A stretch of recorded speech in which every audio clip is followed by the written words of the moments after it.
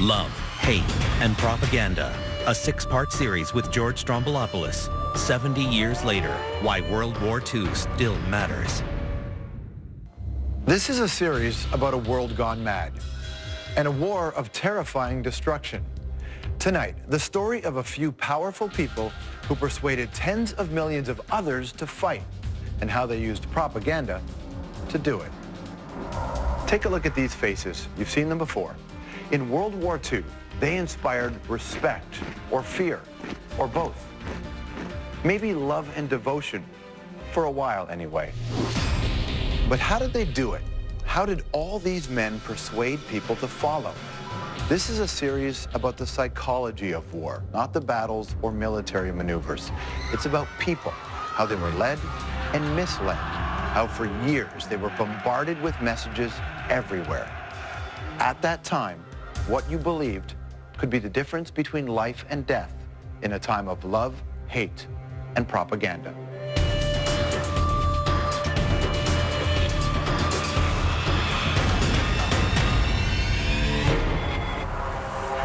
Ich lebe die nationalsozialistische Bewegung! Ich lebe Deutschland!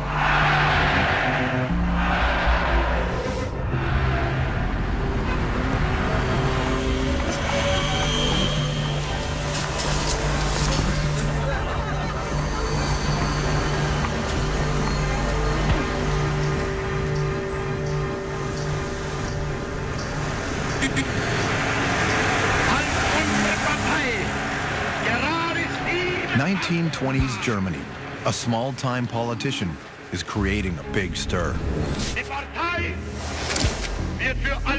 Many people know his name, but almost no one knows his face.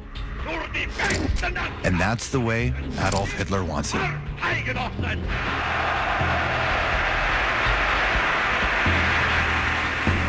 He doesn't allow pictures of himself to be published. It's a deliberate gimmick to create mystery, and it's working. Everywhere, the buzz is, what does Hitler look like? Even newspapers speculate on it. Hitler turns down $20,000 for a single photo of himself. If you want to see his face, well, you have to attend one of his meetings. You can say that his refusal to have his photo taken is a way of managing from the very beginning, in a very, very professional way, his own image. Enter Heinrich Hoffmann, a freelance photographer who's always up for a challenge. He receives a telegram from a news service. Send at once. Photo Adolf Hitler. Stop. Honorarium $100. That's a lot of money in the 20s, so Hoffmann spends a week staking out the entrance of a Nazi newspaper. Eventually, Hitler shows up. Hoffmann clicks the shutter. He thinks he's got the shot, but Hitler's bodyguards grab the camera and destroy the negative.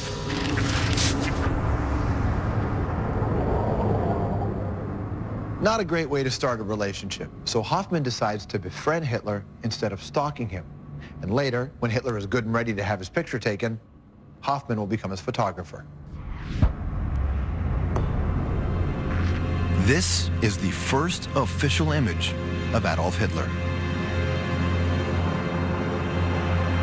Hoffmann will go on to take hundreds of thousands more photographs, each one helping to create the picture-perfect image. Perception is everything.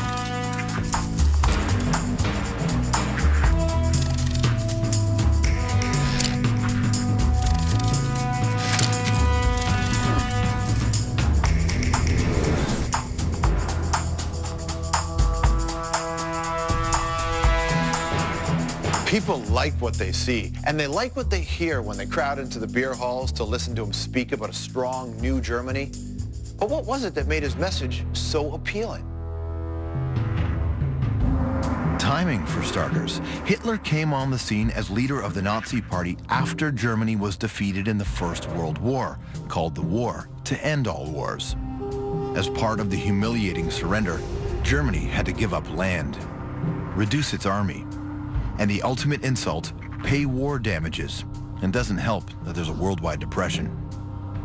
The economy, like everything else, is in ruins. Anger and unrest spill into the streets. Hitler and the Nazis exploit the chaos by providing specific targets. Political opponents, like the communists, and minority groups, like the Jews. The Jew was utilized as a hate figure for which the Nazi Party could mobilize grievances around, and so therefore was an important escape valve, a sort of scapegoat, if you like. Hitler plans on moving up. He already calls himself the Führer, the leader. He calculates the time is right to make a grab for power. Basically, overthrow the government. So he stages a violent coup. And that's where the plan falls apart. That is a huge political failure. It's also, if you like, a thuggish behavior. To try and turn with weapons and arms against the state is a kind of behavior that many people who, after all, in the mid-1920s, were looking for some stability. Hitler is sent to jail for treason. There he realizes that the way to power is not by force alone. He will also have to apply the art of persuasion to win the people over. He writes a book, Mein Kampf, where his plan is clearly outlined. He says the masses are stupid, so the message must be simple and be repeated over and over. And what is the message? Sell Hitler to the people. It actually builds on this notion of a charismatic leader, and this was known as the Führer cult. And the projection of the Führer cult becomes a major plank of the Nazi Party throughout the 1930s. Out of jail, Hitler wastes no time putting his plan into action. First thing, a new photo by Heinrich Hoffmann. It is carefully staged. The pose, the look, the car, the setting. This man looks like a Führer. It's a first symbolic moment of the repackaging of the Hitler myth, which is the Hitler myth that we know, as opposed to the earlier Hitler myth. What was symbolic was Hitler is back. And he's not alone. He has the Nazi Party behind him, and soon, a master strategist at his side. The guy who's going to really bring the Hitler image into sharp focus is a nasty character named Joseph Goebbels. Goebbels likes to be called Herr Doctor. He has a PhD in romantic literature, and this guy loves the challenge of manipulating the masses. He even writes, "The people want to be bamboozled." Goebbels loves Hitler, and also hates Jews. Sie sollen sich hüten. Einmal wird unsere Geduld zu Ende sein und dann wird den Juden das freche Lügenmaul gestopft werden. And the Nazis mobilize that hate propaganda in the streets. Hitler's private army is known to beat up or murder its opponents. At the same time, the Nazis work on Hitler's image by building on his strengths. They issue postcards that make him stand out from every other politician. And he can work the crowd like no one else.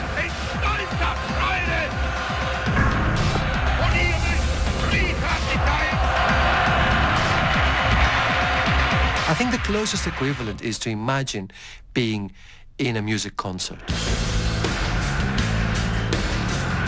From the moment you enter a crowd, you lose your individual identity and you become this big wave of people. It's part of packaging, if you like, Hitler as something completely different to anything else in political terms that was available at the time.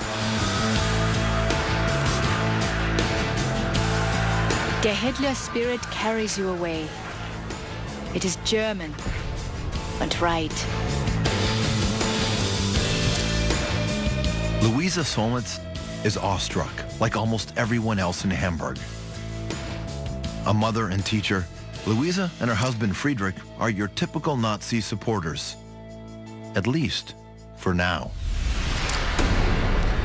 I shall never forget the moment when he drove past us in his brown uniform, performing the Hitler salute in his own personal way. The enthusiasm of the crowd blazed up to the heavens.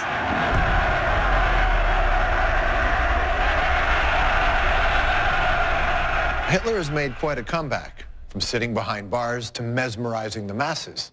But as every politician knows, it never hurts to show your softer side. So Heinrich Hoffmann releases the book, The Hitler No One Knows. A series of photographs that make the Führer look like everyone's favorite uncle.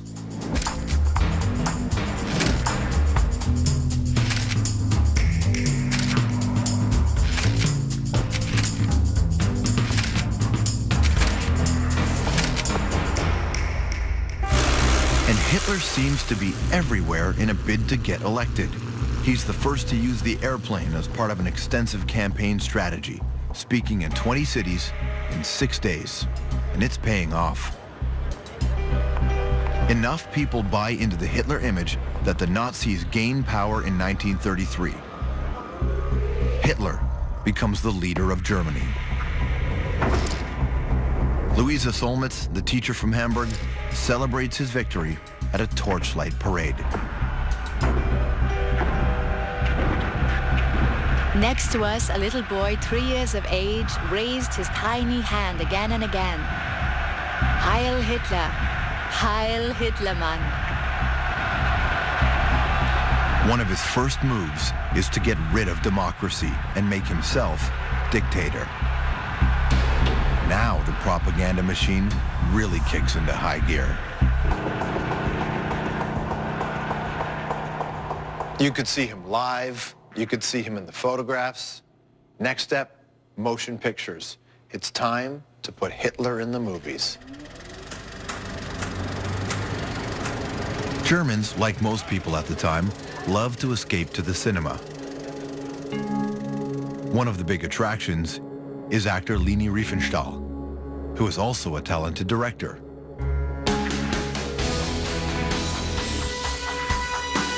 She wasn't afraid of anything. She climbed the highest summit, she left the world behind, and she stood on top as a towering figure above the earth.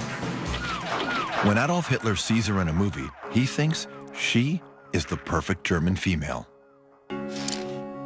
And the perfect director to make him a movie star.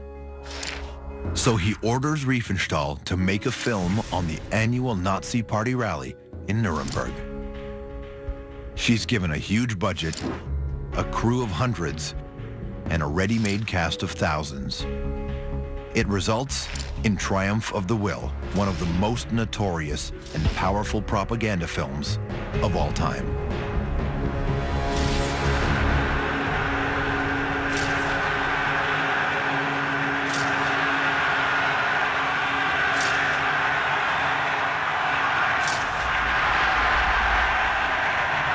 This is the first time the German people saw Hitler, really, at close-up. There hadn't been a close-up before. So at the first time, the people could see their Führer in action. So sei dann unser Gelöbnis an diesem Abend, in jeder Stunde, an jedem Tag, nur zu denken an Deutschland, an Volk und an Reich, an unsere deutsche Nation. Unser deutsches Volk, Sieg heil! Sieg heil! Her talent makes Hitler into a kind of Superman. Looking down on ants, marching people, the crowd is only one man in the masses.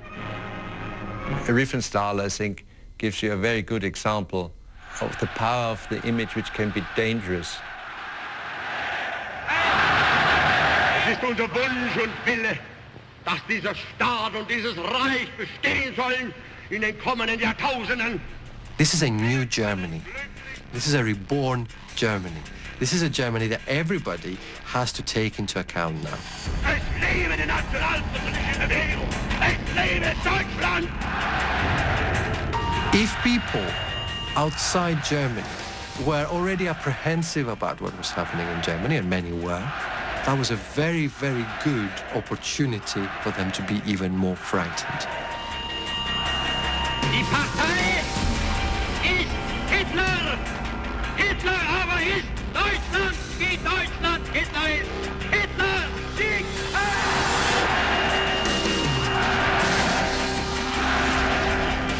Hitler, once a faceless politician, has now become a godlike icon. He is rearming Germany, and Europe looks on nervously. On the other side of the Alps is another dictator who also has grand ambitions.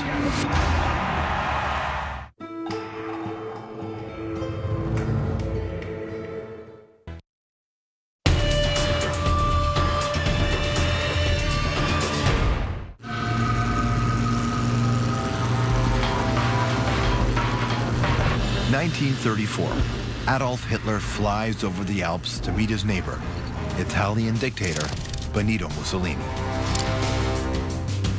Now, Mussolini is a true fascist. In fact, he came up with the word fascism to describe his particular brand of right-wing authoritarian rule.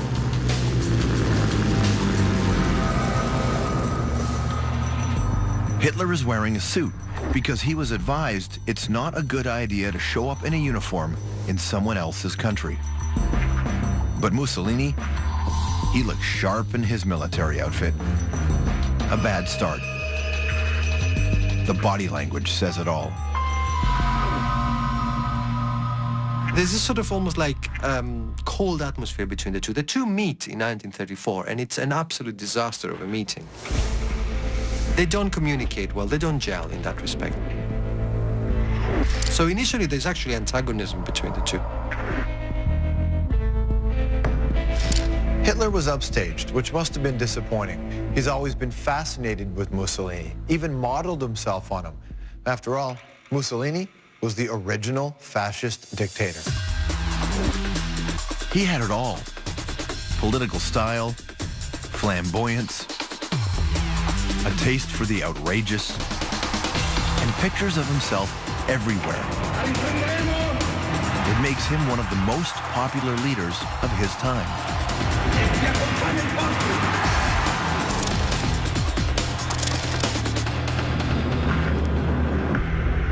Mussolini is a charismatic personality with many different faces.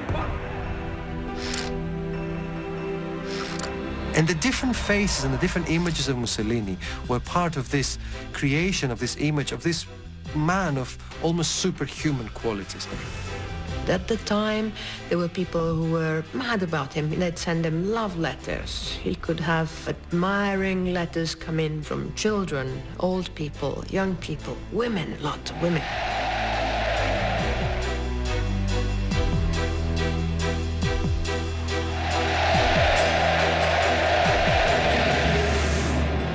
On the surface, Mussolini cuts a fine figure, but beneath the charm, a calculating politician who rules with brute force. Mussolini is the guy that gained power in 1922 with the help of his own personal army of thugs, the infamous Black Shirts.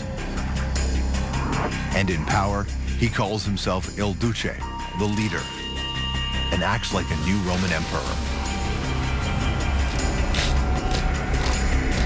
And emperors like to build empires, so Mussolini sets out to conquer Ethiopia, to force it under Italian rule. Mussolini was able to convey to not just the Italian people, but to people from all over the world, that here was a strong leader. Here was a leader, a dictator of Italy, who could live up to his own propaganda image, an image that he himself had been very careful to perpetuate. Armed with outdated weapons, The Ethiopians are no match for Mussolini's modern military and his use of illegal mustard gas.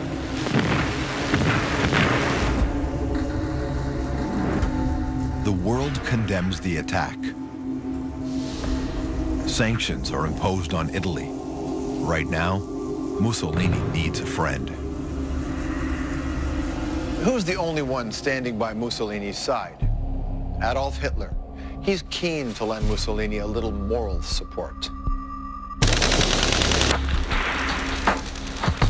Germany starts sending economic help and also military help to Italy, and by the end of the Ethiopian War, Mussolini is very much indebted to Hitler for his help during that difficult period. And this is the beginning of the closing, strengthening, deepening relationship between the two. Visits here, visits there. So now Hitler and Mussolini have bonded. To celebrate, a brand new picture book by Hitler's photographer, Heinrich Hoffmann.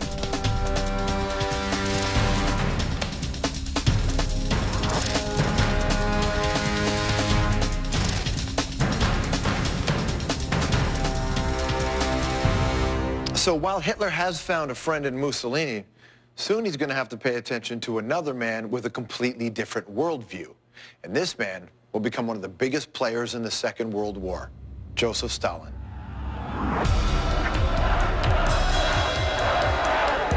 Joseph Stalin is General Secretary of the Communist Party,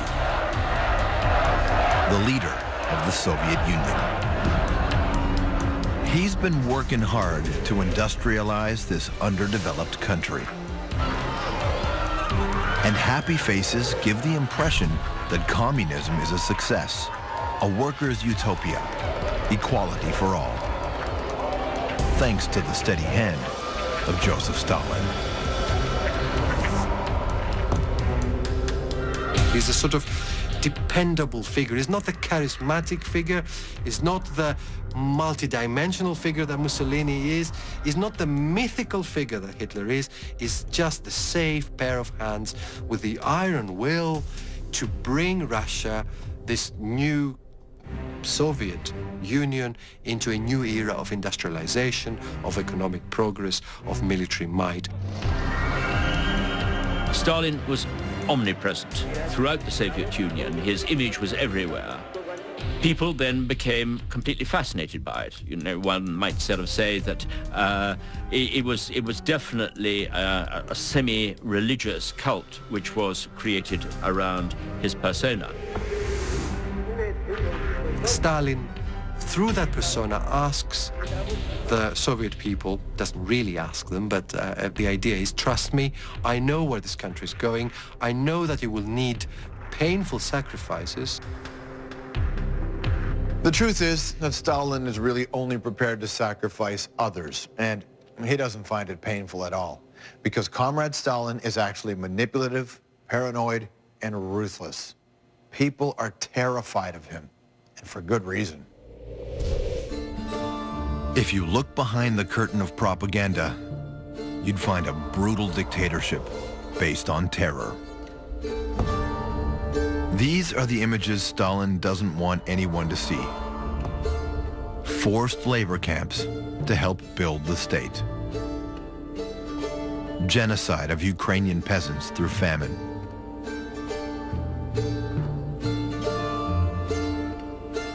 If he suspects the loyalty of anyone, politicians, generals, they will be shot. Stalin ruled through uncertainty and fear, and everybody around him never knew from one day to the next whether they might be arrested and sent off to a camp or literally shot in the back of the neck in an NKVD cellar. Stalin's efforts to ensure total loyalty were sometimes bizarre. There were records like this one, with his speech on one side and nothing but applause on the other. And then there's a story about one speech he gave where everyone rose to applaud. But here's the problem. Who was going to be the first to stop clapping? The story goes that no one would dare to stop and show that they loved Stalin the least. So out of sheer terror, the applause went on and on. Eventually, one man was the first to stop. The next day, he was arrested, his fate unknown. 1930s Europe, there are now 3 dictators on the scene. On one side, the fascists, Hitler and Mussolini. On the other, the communist, Joseph Stalin. 2 opposing ideologies set to clash. The battleground will be Spain. In 1936, a violent civil war breaks out. It begins when fascists, led by General Francisco Franco, overthrow the elected left-wing government. Europeans have a terrifying sense of déjà vu. Imagine how shocked people are. This was just never supposed to happen after the horrors of the First World War.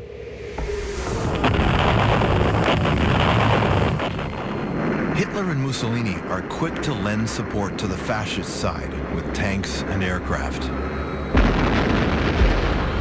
And Stalin sends weapons to the leftists. The Spanish Civil War becomes a proxy war.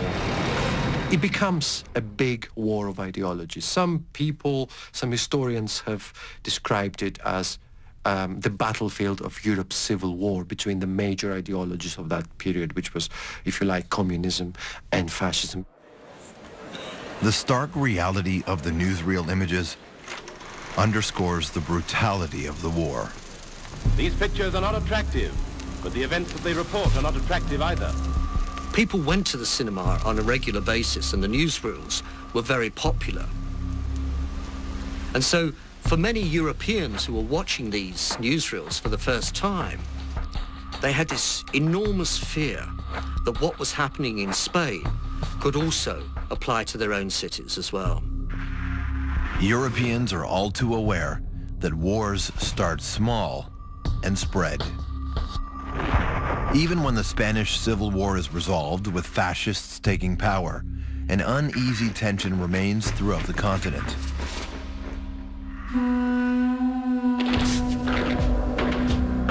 On the other side of the world, the ongoing friction between Japan and China is set to explode.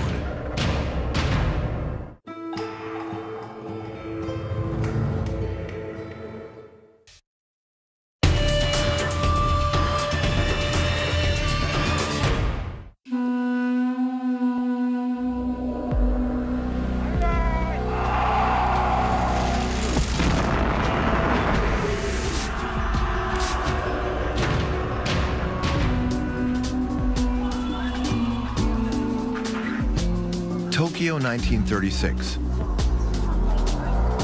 Tatsuzo Ishikawa is an award-winning novelist. Like everyone else, he's grown up believing that Japan's emperor is a living god, and that his country has a divine mission to rule Asia. Ishikawa also knows that the hostilities between Japan and China go back decades. Japan wants more territory and the natural resources that go with it. So Japan invades China. In 1937, what started as skirmishes erupts into all-out war. Ishikawa is keen to do his patriotic part.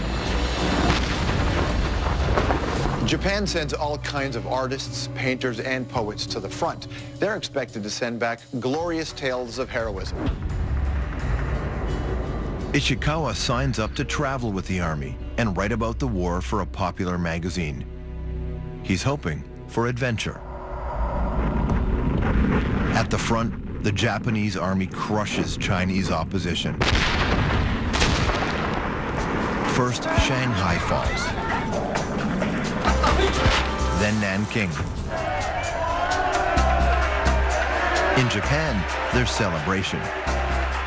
You could even snack on Fall of Nanking noodles with a piece of tempura shaped as a bomb. But on the front, it's a bitter reality.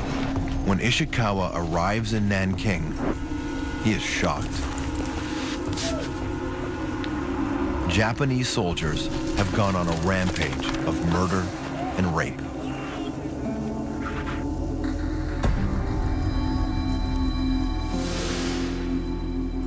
Li Shou-ying is a 19-year-old resident of Nanking.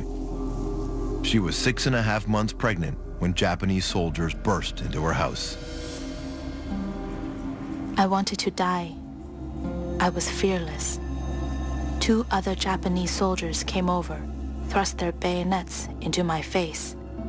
The soldier thrust his bayonet into my stomach. Miraculously, she survives 37 stab wounds, but she loses her baby. I think what was underlying this brutality, this violence, was that they didn't consider these victims as people. They were desensitized to the people that they were hurting. As the Japanese advance through the countryside, Alphonse Dubé can hear the planes and bombs in the distance. This priest from Quebec runs a small Jesuit mission, a walled compound northwest of Nanking.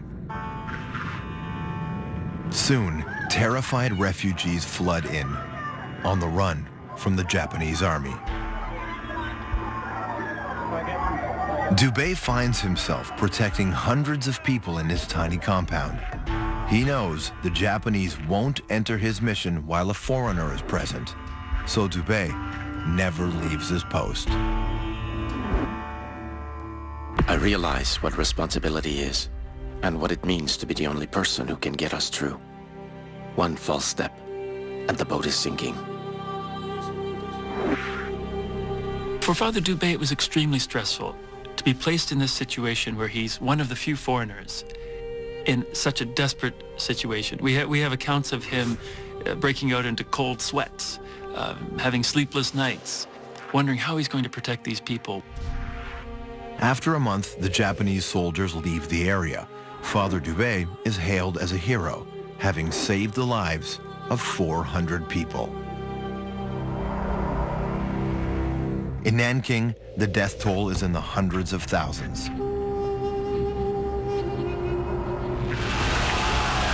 Writer Tatsuzo Ishikawa mingles with the Japanese soldiers and gets their stories. He returns to Japan and begins to write. I virtually did not sleep. Every waking moment was spent at my desk until I finished writing. He writes 300 pages in 11 days. Hirao thrust his bayonet 3 times into the woman's chest. The other soldiers joined in, stabbing her at random.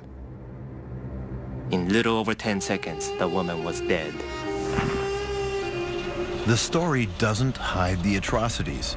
It isn't the propaganda the army expected him to write. The magazine takes a risk and prints most of it. But just as it's about to go on sale, censors shut it down, and Ishikawa is arrested. In court, he says he just wanted to show the truth. People think of soldiers at the front as gods and believe that a paradise is built overnight in the territories occupied by our troops. But war is not such an agreeable affair. I was convinced that telling people the truth about war was indispensable. Ishikawa is convicted for writings that disturb peace and order. He and his family are ostracized. The war between Japan and China will go on for 7 years, killing more than 20 million people. It will eventually merge with the war that is only still brewing in Europe.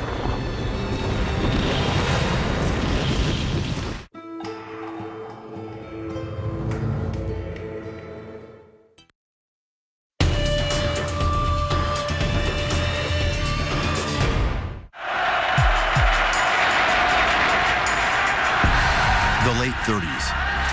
Hitler's personal photographer, Heinrich Hoffmann, keeps feeding the public positive pictures of his master.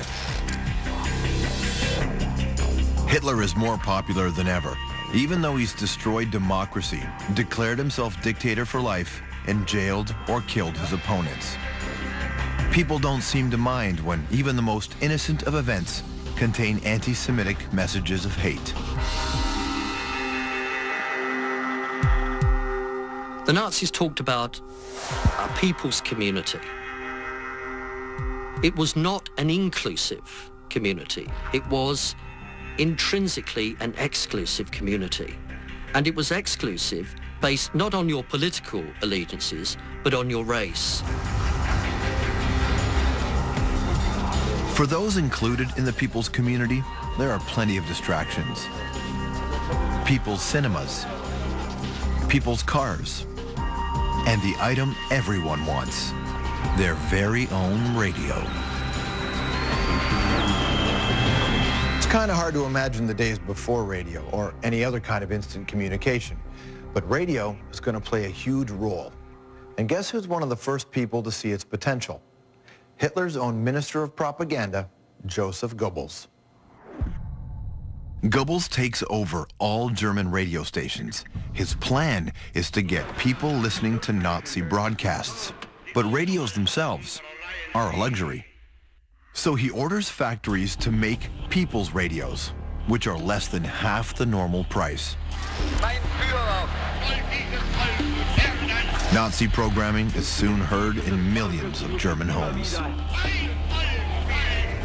Radio becomes a powerful propaganda tool and a way to reach all corners of Germany. But Goebbels has another powerful tool, the printed word. The Nazis have banned opposition newspapers, leaving only the friendly ones.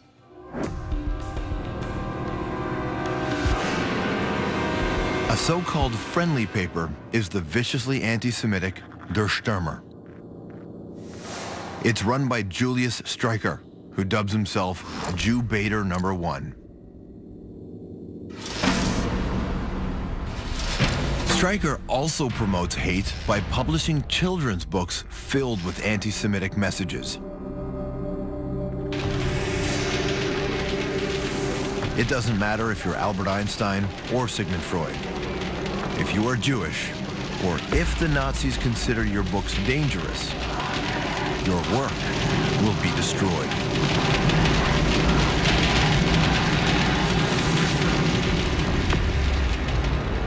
Louisa Solmitz, the young schoolteacher and devoted supporter of Hitler, buys right into the Nazi idea of a pure German community. From January 1st on, all with genetic diseases and habitual criminals are to be sterilized.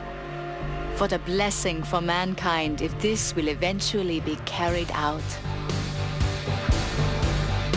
The Nazis bar Jewish people from the professions and civil service.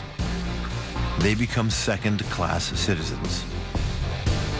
From that point onwards, start a series of legal measures that little by little will make Jews not just biological exiles, but also social exiles, economic exiles, political exiles, cultural exiles. Louisa Solmitz and her husband Friedrich are proud Germans and practicing Protestants. Friedrich is a First World War veteran. But the Nuremberg laws of 1935 clearly define the target. If your grandparents were Jewish, you are now considered Jewish. Friedrich's grandparents were Jewish.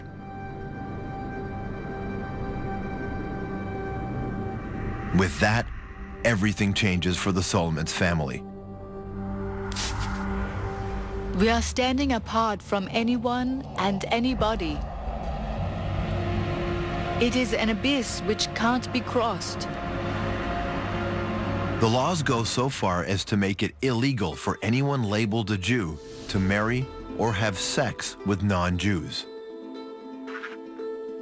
Any man who marries my daughter will land up in the penitentiary, and she with him. Our child is cast out, excluded, despised, worthless. But even as Hitler excludes more people, he is still stoking nationalist fervor. He marches into the Rhineland in 1936 and takes over Austria in 1938. He says he's reuniting Greater Germany.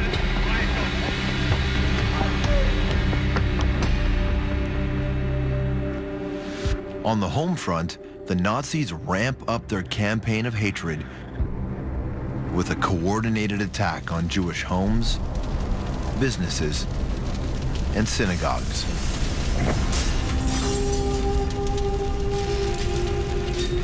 Ordinary Germans join in or look the other way. It is called Kristallnacht, or the Night of the Broken Glass. 91 Jews are killed. 20,000 are rounded up and sent to concentration camps. Louisa Solnitz now fears for the worst. Now Freddy admits it too. We are annihilated.